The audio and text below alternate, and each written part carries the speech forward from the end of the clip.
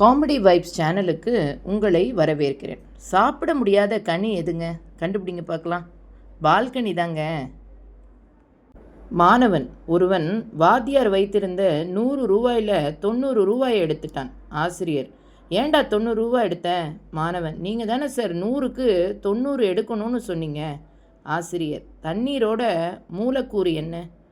வேற என்ன, H2Mg கனகலகா நீ. இது என்னடா, இது கார்ப்பரேஷன் தண்ணி சார். ஆசிரியர், டேய் ஏண்டா தரையில் உட்காந்து கணக்கு போட்டுட்ருக்க?